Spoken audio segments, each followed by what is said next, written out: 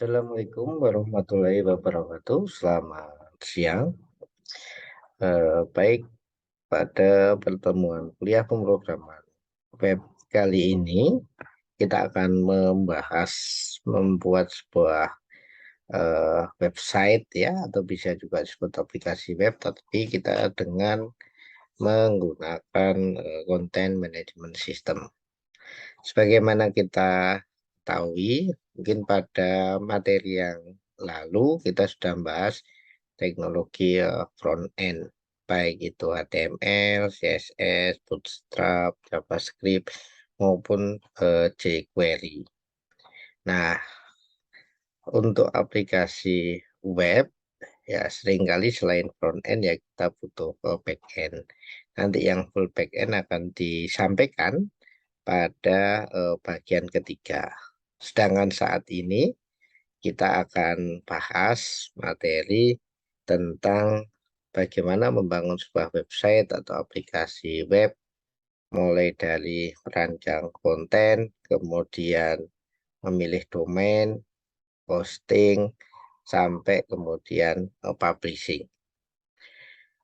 Untuk mendukung atau memahami materi ini, silahkan Anda bisa membuka materinya yang ada di halaman blog.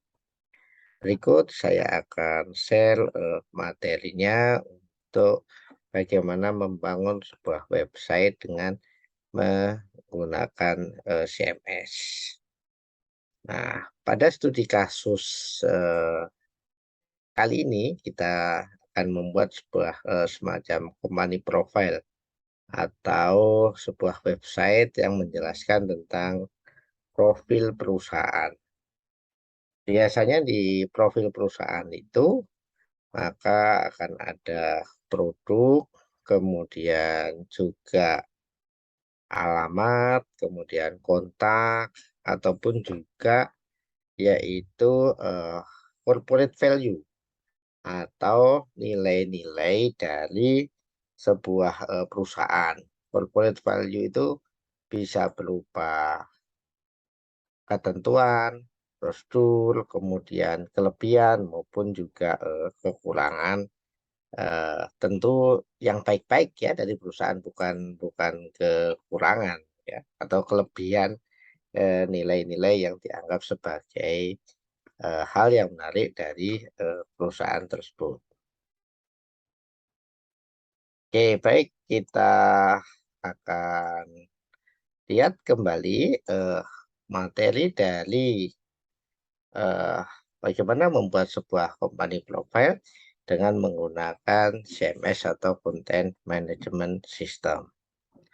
Sebelum sampai ke sana, kita buka dulu paparan materinya tentang teknologi web kali ini atau teknologi Content Management System.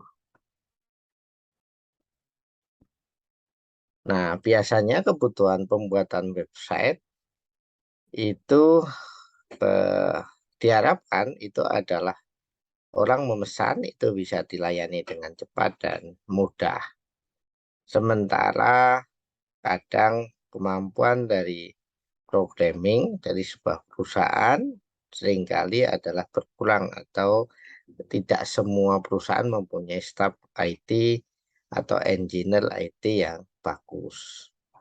Nah, maka kemudian diciptalah teknologi yang bisa reproduksi sebuah halaman website berbasis HTML dan juga logic yang mendukung untuk proses create, update maupun publishingnya.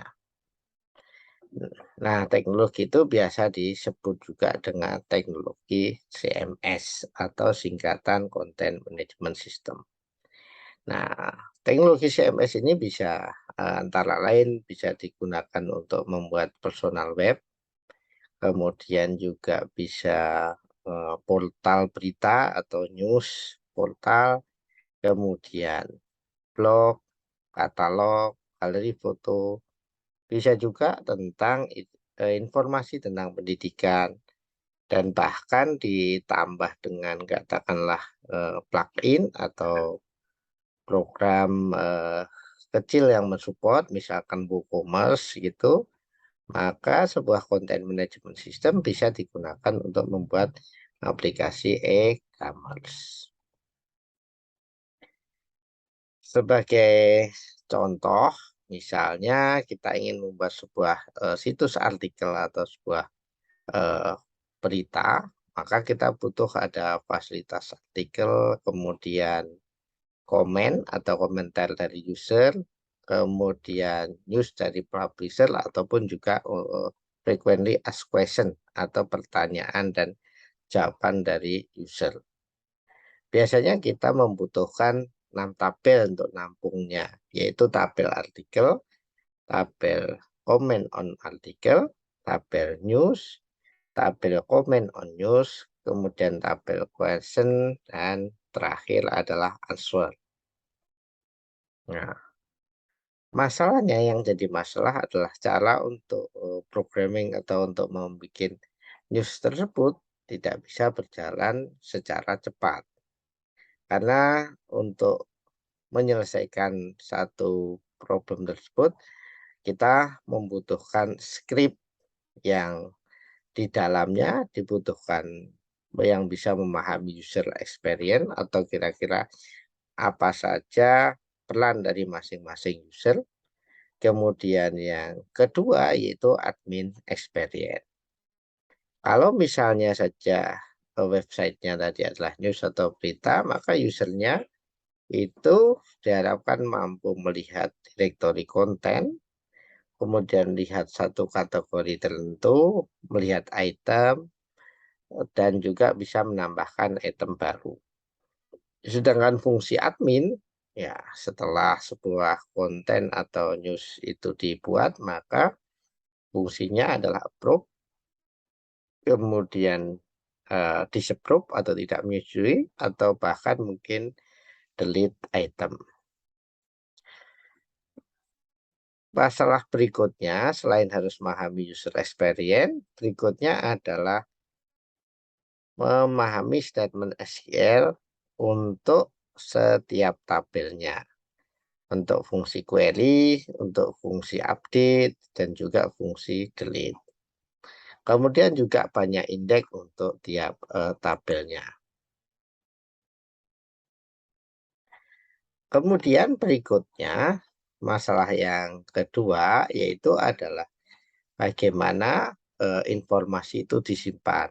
Apakah dalam bentuk teks ataukah dalam bentuk HTML file dalam directory. Kalau file HTML mungkin untuk searchingnya agak susah, tapi kalau teks akan lebih cepat.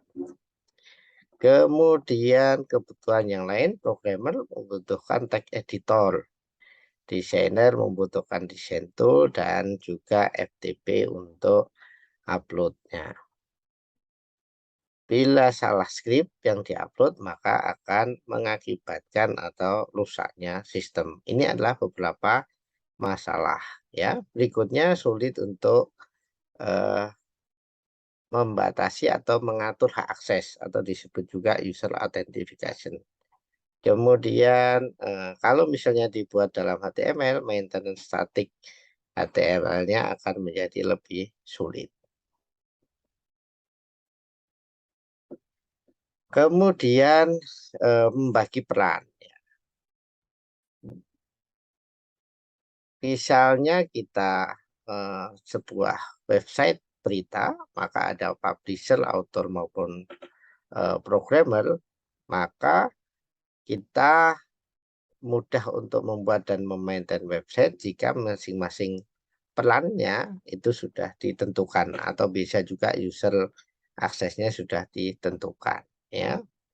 Kemudian hal yang lain adalah bagaimana membagi informasi publisher, desainer, author, dan juga programmer. Kemudian berikutnya adalah bagaimana mengatur halaman supaya konsisten. Kemudian juga yang tidak kalah penting adalah versioning control, itu harus dikelola dengan baik. Nah, Beberapa tugas yang ada itu biasanya di dalam sebuah konten manajemen sistem itu dibagi masing-masing user ada perannya. Kalau publisher itu menentukan topik dari konten utama yang ada yang akan dijadikan semacam headline atau informasi yang akan dibaca oleh banyak pengguna. Kemudian information designer itu menentukan navigational link dari page, bagaimana menyajikan konten dan graphic design apa yang dibutuhkan. Kemudian graphic designer itu adalah dia bertanggung jawab membuat gambar, drawing, logo, artwork service maupun juga mockup template. Kemudian berikutnya programmer itu adalah membangun production template dan program logic ya. Nah, jadi semacam membagi sebuah halaman itu ada header, footer, kemudian artikel, tabel of content, sebagainya.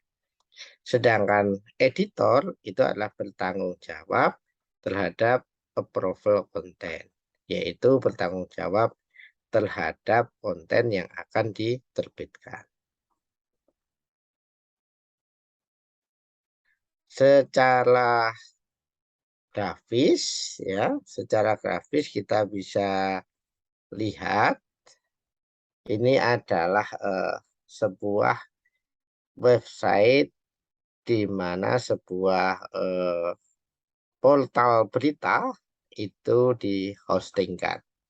Kita bisa melihat masing-masing peran itu ada editor, kemudian juga ada webmaster, web designer, konten kontributor ya yang akan mengelola konten. Kemudian setelah itu informasinya di-upload atau di FTP-kan ke komputer server. Setelah di-update baru kemudian pengguna atau site visitor maka akan bisa melihat konten yang disajikan. Nah, itu adalah gambaran dari sebuah sistem aplikasi pembangun konten. Ya. Nah, selanjutnya apa itu definisi konten management system? Konten management system adalah sebuah sistem yang memberikan kemudahan kepada para penggunanya di dalam mengelola dan mengadakan perubahan isi dari sebuah website dinamis yang sebelumnya ya tanpa harus dibekali pengetahuan tentang hal-hal yang bersifat teknis. Kemudian setiap orang, penulis maupun editor setiap saat dapat menggunakan secara leluasa untuk membuat, menghapus, atau bahkan memperbaharui isi website tanpa campur tangan dari pihak programmer atau webmaster. Kemudian toolnya dipisah antara bagian back office atau bagian penulisan konten dengan bagian yang bisa dilihat oleh user atau disebut juga bagian presentation. Jadi intinya konten management system itu adalah aplikasi web yang memberikan kemudahan untuk membuat, mengedit maupun mempublish sebuah konten dalam sebuah alamat website. Nah, bahasa yang lain didefinisikan adalah CMS, yaitu software system used to manage content, including web content, image, audio file, and external. Ya, biasanya digunakan untuk menyimpan, mengontrol, membuat versioning, maupun juga mempublish website. Outputnya biasanya adalah sebuah kenulit ya atau berupa informasi, berupa pengetahuan. Kemudian orang fokus pada kontennya atau medianya, bukan pada teknologinya. Kemudian berikutnya adalah konten yang diproduksi itu merupakan editable content atau konten yang bisa diubah. Nah, beberapa CMS itu bisa mengorganisir, mengontrol maupun mempublish dokumen antara lain PDF file, Word dokumen, tentu di attachment ya, ataupun juga bisa di browse ya, di embedded, baik foto, image, audio file maupun video file. Inilah file-file yang dianggap sebagai format dari konten yang akan dipublish. Kemudian bagaimana sebuah CMS itu bekerja? CMS itu bekerja adalah yang pertama template-nya didesain ya. Kemudian konten itu diisi dalam bentuk plain text atau bisa juga HTML terformat ya. Kemudian berikutnya konten itu digabungkan atau dimasukkan ke dalam template yang sudah didesain, kemudian di-display ke user. Kalau kita menggunakan katakanlah CMS WordPress ya, maka konten ini bisa berupa posting atau berupa page ya. Kemudian eh, template ini bisa berupa tema atau appearance ya, tampilan yang ingin apa istilahnya ditampilkan atau dipresentasikan ke user. Secara garis besar, gambar di bawah ini adalah menjelaskan bagaimana sebuah CMS bekerja. Page konten diproduksi, ditulis, kemudian pilih page template-nya, kemudian baru dinikmati atau bisa dilihat oleh usernya. Kemudian komponen di dalam CMS. Komponen di dalam CMS itu ada authoring template, kemudian ada tombol ataupun menu untuk publishing user interface, kemudian itu masuk ke application server, database, kemudian di embedded atau digabungkan template, terakhir di generate menjadi HTML page. Dengan menggunakan CMS, pola semacam ini tentu akan mempermudah di dalam maintenance sebuah website ya. Orang tidak harus mengedit kode HTML atau mengetahui coding bagaimana teknologi web itu diimplementasikan. Yang dibutuhkan antara lain ya admin, kemudian web designer, kemudian content author, kemudian content approver. Nah, ini di sisi publisher. Sedangkan yang kanan ini adalah di sisi user. Oke. Kemudian CMS workflow ya. CMS workflow ini adalah urut-urutan kerja sebuah CMS. Jadi kalau kita buat aplikasi CMS ya berarti modulnya atau bagian-bagiannya adalah seperti ini.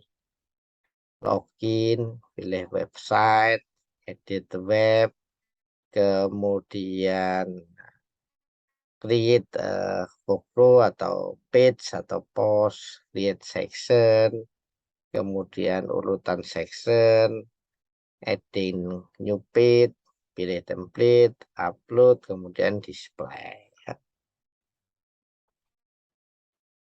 Apa saja yang bisa dilakukan oleh sebuah CMS? Keep content, delegate content, employ tools and features, membagi ya. Kemudian control content presentation, kemudian mengelola atau eliminate the file forest ya, supaya file acak-acakannya enggak artinya bisa diklasifikasikan. Kemudian yang tidak kalah penting adalah memisahkan antara konten dan presentation. Kemudian biasanya sebuah CMS itu adalah easy to use atau mudah digunakan ya, sebagaimana kita menggunakan katakanlah Word atau bisa menggunakan Google Site. Ya. Kemudian ada manajemen data, kemudian ada mendukung web template atau standarisasi tertentu. Kemudian biasanya juga terintegrasi dengan blog maupun juga LSS ya, atau sumber berita yang lain ya.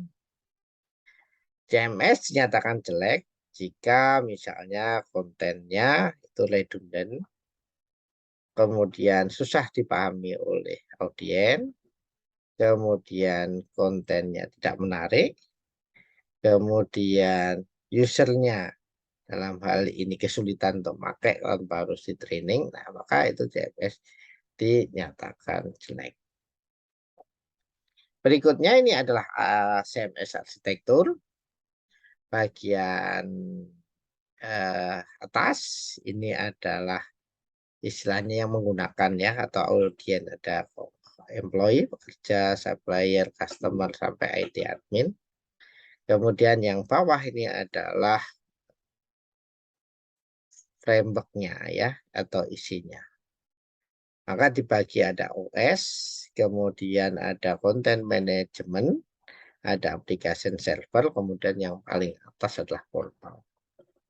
Dengan melihat ini, maka sebuah CMS itu bisa digunakan untuk membuat aplikasi dalam website, baik itu financial apps. Contoh financial app ya, berarti aplikasi untuk pembayaran atau transfer. Kita gabungkan dengan WooCommerce atau juga untuk pembayaran transaksi via Gojek atau Kris dan sebagainya. Kemudian human relationship atau HRD ya, istilahnya apps, CRM, customer relationship, atau juga supply chain ya, supply chain management application. Jadi kalau kita gunakan satu CMS, contohnya WordPress ya, kita bisa buat aplikasi website baik itu finansial, HRD, CRM maupun juga SCM. Kemudian konten dari CMS ya, ini bisa simple page, halaman sederhana, bisa complex page ya, bisa juga bisnis dokumen, atau bisa juga adalah extensive linking page ya.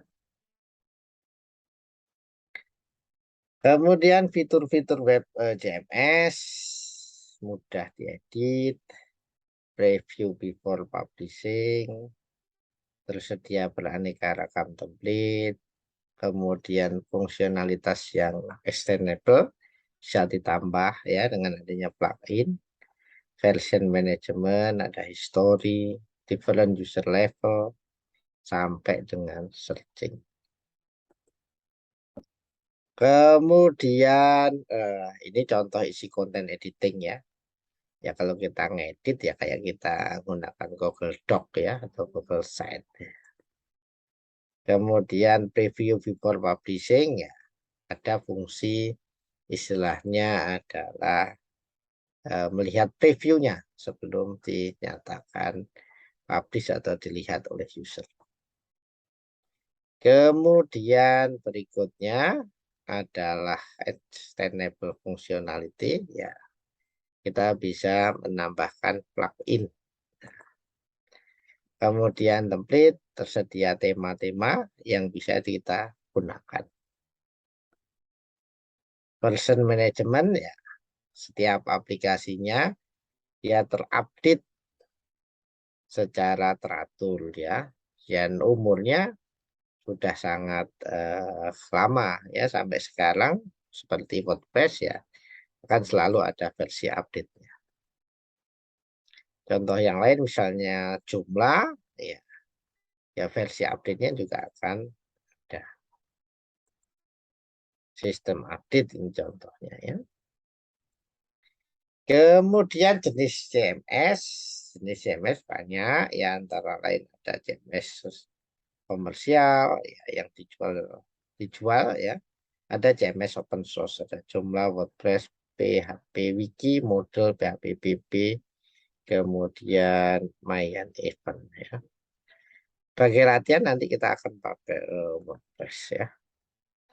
Contoh yang lain ini ya, PHP Ticket, Project, PHP List, Coppermine, Copernic, atau Tutor ini adalah CMS yang lain. Kemudian ya, ini adalah tantangannya. Setelah kita menentukan CMS, ya kita butuh data migration, workflow management, kemudian pengaturan, pengelolaan, pelatihan, penyesuaian scope requirement, ataupun juga bagaimana mengkustomisasi atau menyesuaikan dengan kebutuhan. Oke, baik. Pada materi kali ini, maka kita akan mencoba menggunakan sebuah, katakanlah, aplikasi ya, web, bisa company profile, atau bisa juga misalnya adalah e-learning dengan menggunakan eh, CMS. Nah, pertama yang perlu kita lakukan, ya kita hosting dan domain, menentukan hosting dan domain. Berarti di sini kita akan membeli tempatnya untuk upload, kemudian domain menentukan alamatnya. Ya, sebagai latihan itu adalah satu, masing-masing tentukan hosting dan domainnya. Kemudian berikutnya ya pilih salah satu CMS, boleh WordPress ataupun yang lain. Kemudian buat sebuah penawaran, bisa landing page atau company profile. Kemudian yang itu akan dibuat semacam startup. Contoh misalnya kita punya katakanlah startup untuk supply chain, misalnya apa itu, sayur box ya. Sayur box berarti adalah bagaimana mengintegrasikan, katakanlah, petani penghasil sayur, kemudian customer yang membutuhkan sayur, kemudian eh, siapa pedagang sayur yang mengantarkan, baik itu mengambil dari petani kemudian sampai ke customer. Nah, jadi buat sebuah aplikasi startup, kemudian dengan menggunakan aplikasi pendukung, contohnya adalah content management system, kemudian berikutnya dihostingkan dan diberi nama atau lilah domainnya. Kenapa ini dibutuhkan? Supaya kita berpengalaman membuat aplikasi website, mulai dari merancang, kemudian mendesain, mengisi informasinya, dan terakhir mempublish. Ya, ini adalah contoh-contoh ya. Ini ada contoh company profile-nya. Kita bisa klik ya. Nah, kita bisa lihat apa saja yang dibuat. Ada Zepos, ada Google, ada Philip ya. Nah, macam-macam itu bisa diklik atau sebagai latihan. Baik, itu yang materi yang kita bahas hari ini. Nanti pertemuan berikutnya kita akan latihan praktek membuat sebuah aplikasi website dengan menggunakan CMS atau Content Management System. Demikian, terima kasih. Assalamualaikum warahmatullahi wabarakatuh. Selamat sore.